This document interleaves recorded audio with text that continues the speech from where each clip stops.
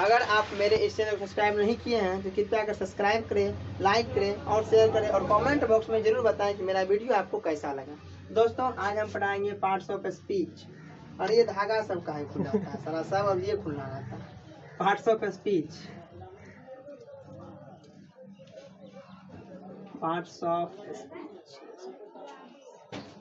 Parts of speech का हमें याद रखने का कुछ ट्रिक बतलाएंगे। क्या बतलाएंगे? कुछ हम ट्रिक बतलाएंगे कि पार्ट्स ऑफ स्पीच को हम कैसे याद रखें। दोस्तों इंग्लिश में जितने भी वर्ड है, अंग्रेजी में जितने भी वर्ड है, उनको उनके कार्यों और वाक्यों के अनुसार 8 भागों में बांट दिया गया है। 8 भागों में क्या कर दिया है? बांट दिया गया है। तो पार्ट्स ऑफ स्पीच जो है, सबसे पहले हम पार्ट्स ऑफ स्पीच कौन कौन है उसका नाम जानते हैं। पार्ट्स ऑफ स्पीच कौन कौन है? तो पार्ट्स ऑफ स्पीच 8 है। पार्ट्स ऑफ स्पीच कितने हैं? 8 है। तो पहला है नाउन, NOUN, इसका हिंदी होता है संज्ञा।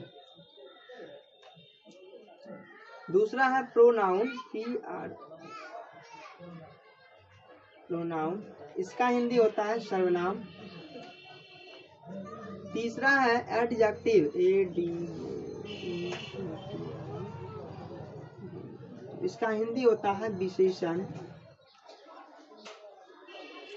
चौथा है वर्ब, VERB, वर्ब, क्रिया। पांचवा है एडवर्ब, ADVERB, एडवर्ब, क्रिया विशेषण।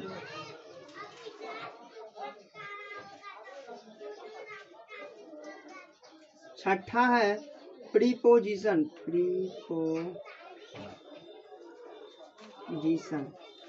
संबंध बोधक अवयव।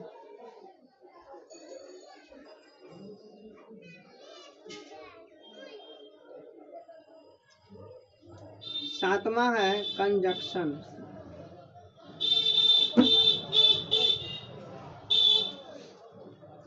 समुच्चयबोधक अवयव।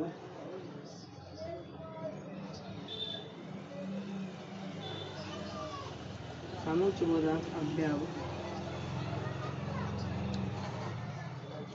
आठवां है इंटरजेक्शन। 20 में आदि बोधक अवयव।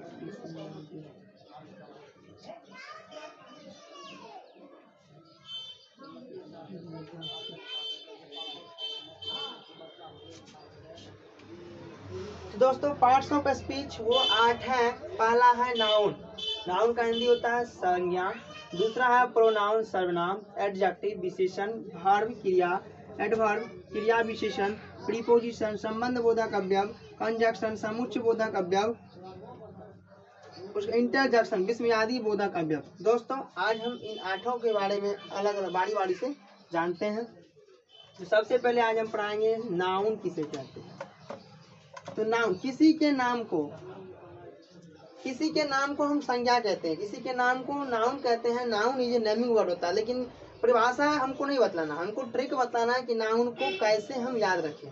तो सबसे पहले नाउन, सी मतलब होता है जिसे देख सकते हैं, जिसे देख सकते हैं। दूसरा होता है feel, FEEL, feel, feel means महसूस, जिसे महसूस कर सकते हैं।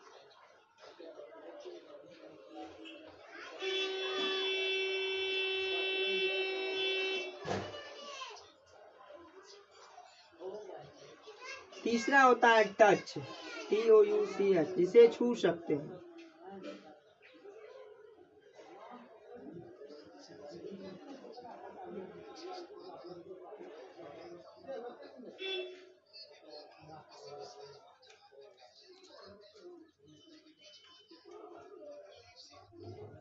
जिसे छू सकते हैं।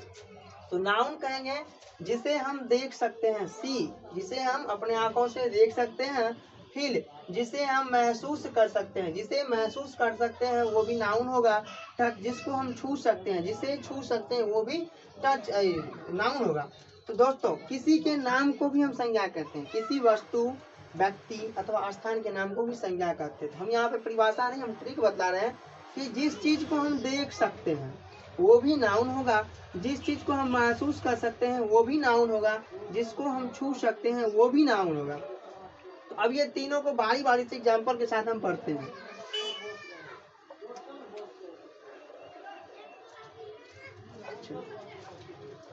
तो सी जिसे हम देख सकते हैं, इसका एग्जाम्पल जैसे table, TABLE, table, chair, book, pen, ETC। Noun, noun को समझने का ट्रिक है कि जिसे मतलब जिसे हम देख सकते हैं, टच जिसे हम छू सकते हैं, फील जिसे हम महसूस कर सकते हैं। तो दोस्तों चलिए इसका एग्जांपल देते हैं बारी बारी से। सी पहला क्या था, सी जिसे देख सकते हैं, जिसे हम देख सकते हैं। जैसे टेबल है, टेबल को हम देख सकते हैं। चेयर है, कुर्सी को हम देख सकते हैं। बुक किताब को हम देख सकते हैं। पेन कलम को हम देख सकते हैं। तो ये क्या हुआ, नाउन हुआ। दूसरा आता है फील,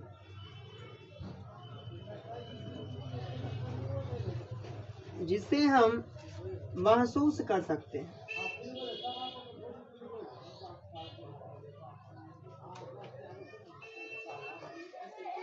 जिसे हम महसूस कर सकते हैं। एग्जाम्पल हो गया जैसे हवा, AIR, एयर, एयर को हम महसूस कर सकते हैं, ना कि उसको हम छू सकते हैं ना देख सकते हैं। हवा को महसूस कर सकते हैं। लव, LOVE, किसी के प्यार को हम महसूस कर सकते हैं। HATE, हैट, किसी के नफरत को हम महसूस कर सकते हैं। ETC, जिसे हम महसूस कर सकते हैं उसको क्या कहेंगे, नाउन कहेंगे। जिसे देख सकते हैं वो भी नाउन, जिसको महसूस कर सकते हैं वो भी नाउन। तीसरा आता है टच,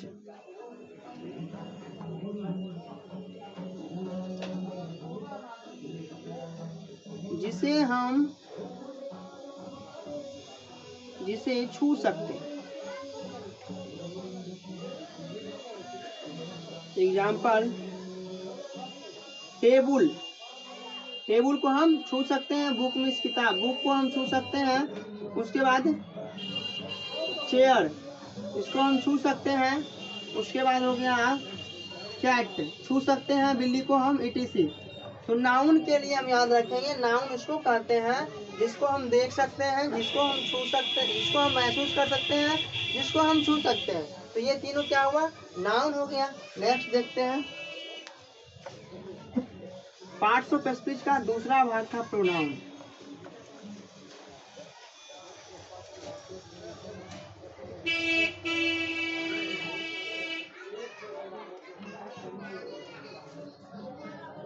इससे पहले हम नाउन बतलाए हैं, अब हम प्रोनाउन को बतला रहे हैं। नाउन के बदले जो भी शब्द आता है उसको प्रोनाउन कहते हैं।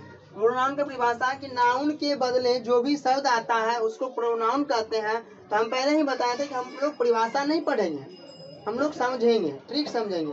चलिए एग्जाम्पल समझाते हैं इनको। जैसे राम खेल रहा है, राम खेल रहा है, इसका अंग्रेजी होगा Ram is playing, playing, Ram is playing. उसी प्रकार राम खेल रहा है, दूसरा वाक्य है वह खेल रहा है, वह खेल रहा है, इसका अंग्रेजी होगा he is playing.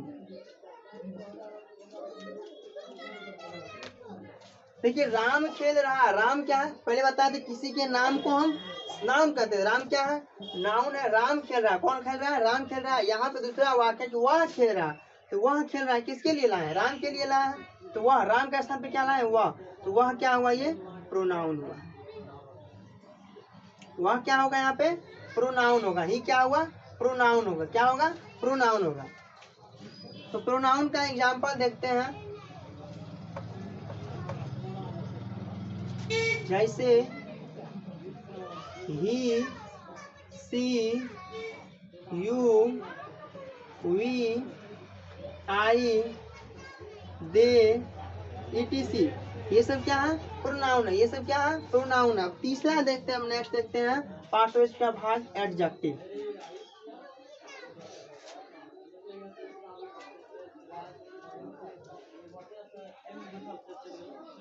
Adjective,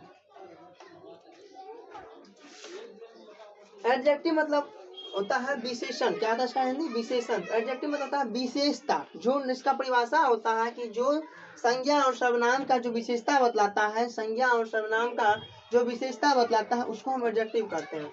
example समझते हैं। संज्ञा या सर्वनाम का जो विशेषता बताता है, एग्जाम्पल समझते हैं। जैसे राम पढ़ने में, इससे पहले एक चीज, सॉरी गलती हो गई, हम बतलाए थे इससे पहले कि एडजेक्टिव को हम अक्सर क्या करते हैं? 3 वर्ड से। एडजेक्टिव को अक्सर हम 3 वर्ड से पहचानते हैं या सूचित करते हैं। जैसे गुड, गुड मीन्स होता है अच्छा। BAD बैड, बैड मीन्स होता है बुरा। ठीक। Natural, NAUTRUL, natural, natural, NAUTRAL। Natural होता है सामान्य, सामान्य। तो गुड में आ जाता है, इसे गुड लिखे तो गुड में आ जाता है, यहीं पे लिखते हैं। जैसे ब्रेव, BRAVE, ब्रेव, इंटेलिजेंट,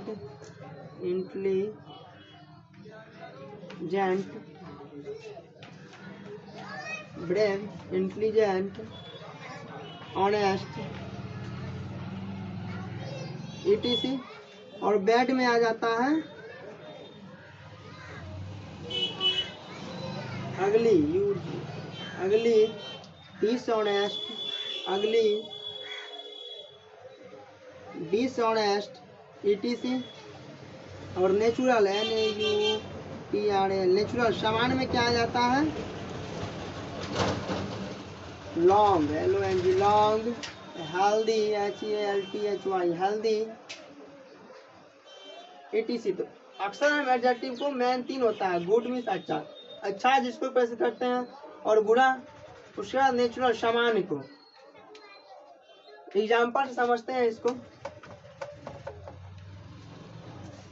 जैसे हम लिखेंगे राम पढ़ने में तेज, राम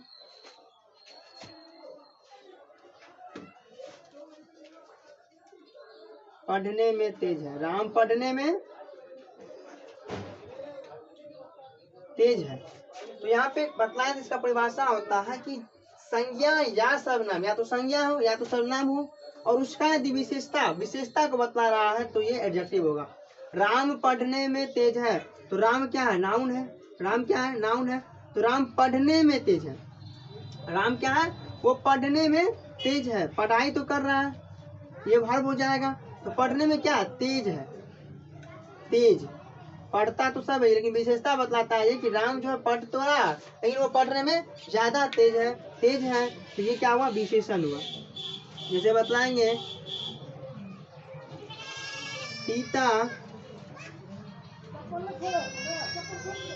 सीता अपने गांव में सबसे सुंदर लड़की है। सीता अपने गांव में सबसे सुंदर लड़की है। सीता अपने गांव में सबसे सुंदर लड़की, विशेषता मतलब है सीता जो एक लड़की है वो जिस भी गांव की हो, तो वो पूरा गांव में सीता ही एक ऐसी लड़की जो सबसे सुंदर है। नेक्स्ट देखते हैं वर्ब।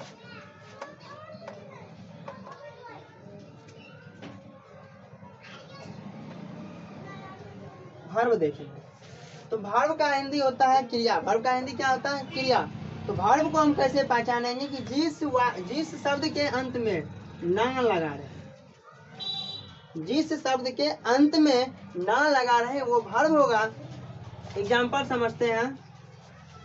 वैसे वर्ब जो काम करते हैं, जो हम काम करते हैं, जैसे खेलना, पढ़ना, लिखना, पढ़ाना, खाना, दुकानदारी करना, कुछ भी करते हैं वो वर्ब हुआ। लेकिन जिस शब्द के अंत में, पहचानने का नियम, जिस शब्द के अंत में ना लगा रहे हैं वो क्या होगा? वर्ब होगा। एग्जाम्पल है जैसे प्ले, PLAY, प्ले मीन्स होता है खेलना।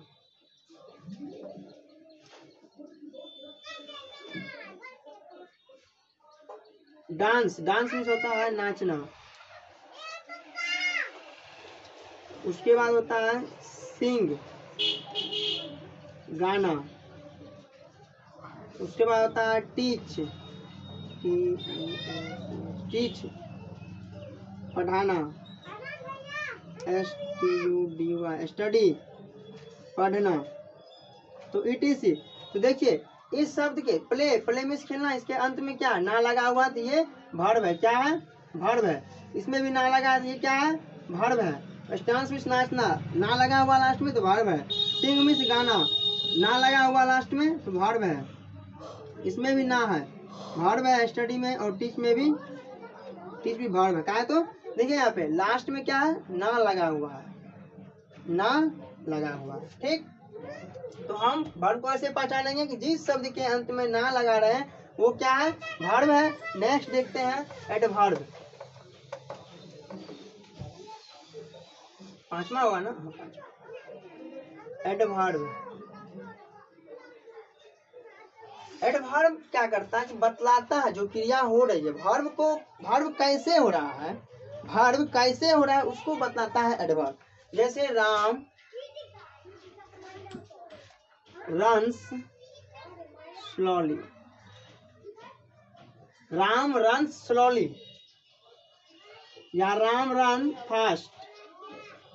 तो राम रन्स, राम तो दौड़ता है, राम दौड़ता है। राम रन स्लोली, राम धीरे धीरे दौड़ता है। देखिए राम दौड़ रहा है लेकिन क्या कर रहा है? वो धीरे धीरे दौड़ रहा है। तो वर्ब, एडवर्ब क्या करता है? वर्ब को बतलाता है कि वर्ब कैसे होता है। तो राम दौड़ रहा है, ये वर्ब है। तो दौड़ तो रहा है, कैसे दौड़ रहा है? धीरे धीरे दौड़ रहा है, ये एडवर्ब हुआ। Ram runs fast, Ram runs fast, Ram दौड़ रहा है, ये वर्ब हो गया, क्रिया हो गया।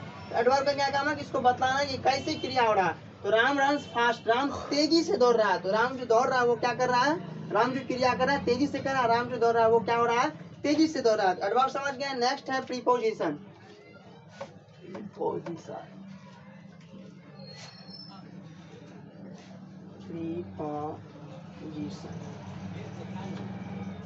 प्रीपोजिशन, प्री शब्द को छोड़िए, पोजिशन मतलब क्या होता है? स्थान होता है। क्या होता है?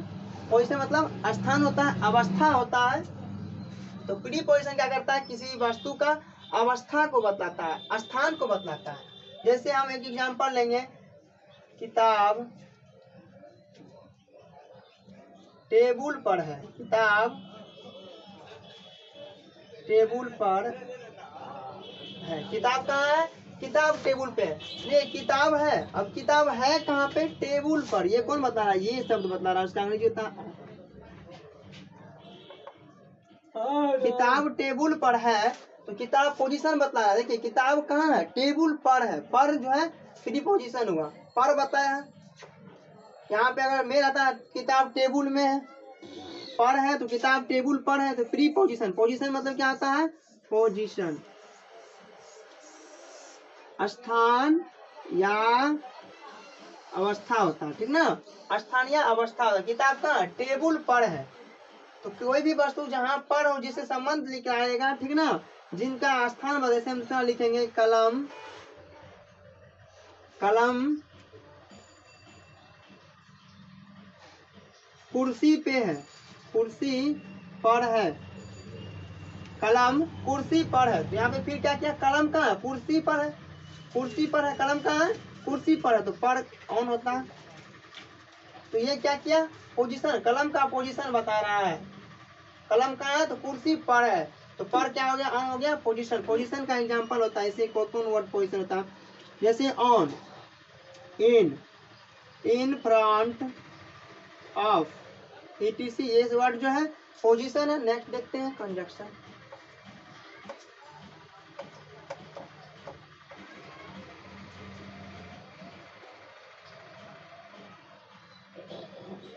कॉन्सेप्ट को छोड़िए, जंक्शन में क्या होता है? स्टेशन सुनेंगे। रेलवे स्टेशन, स्टेशन होता है। स्टेशन जो बराबर होता है, मतलब यहाँ पे सब तरह की ट्रेनें मिल जाएगी, सब जगह जाने के लिए यहाँ से ट्रेन मिल जाती है।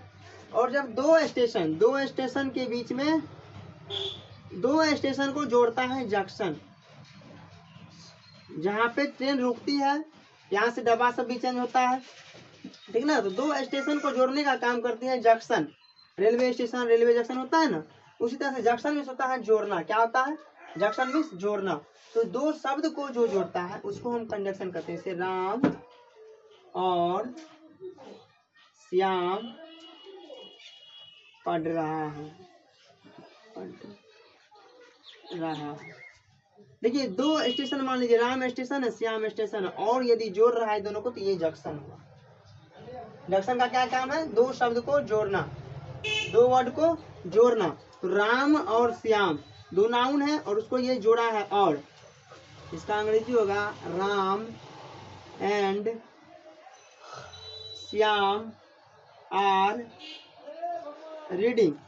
Ram and Shyam are reading, and क्या किया? राम को और श्याम को जोड़ा है कि राम और ये दोनों मिल के स्टडी कर रहा है, पढ़ रहा है, ठीक है ना।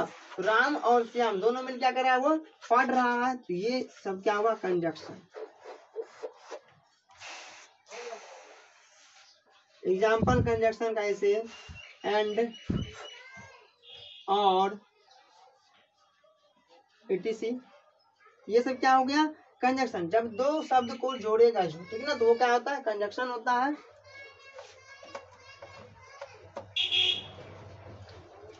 उसके बाद आठवां और लास्ट इंटरजेक्शन।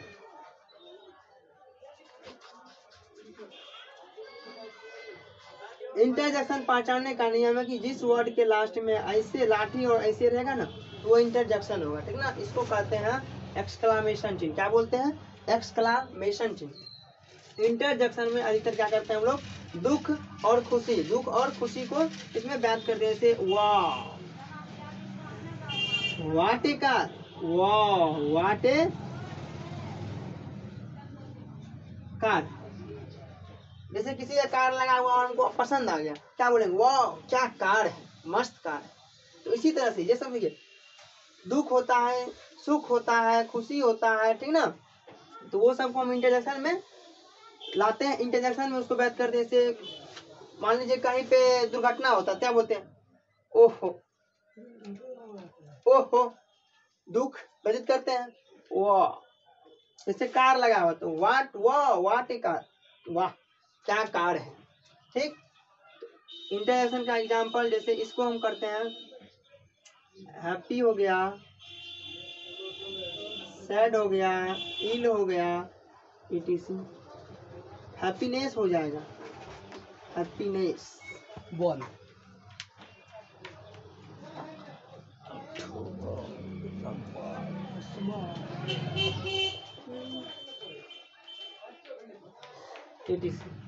तो पार्ट्स ऑफ स्पीच का हम ट्रिक बताएंगे, कैसे हम पार्ट्स ऑफ स्पीच का 8 भाग उसको बिना परिभाषा, बिना रटे हुए कैसे याद रख सकते हैं।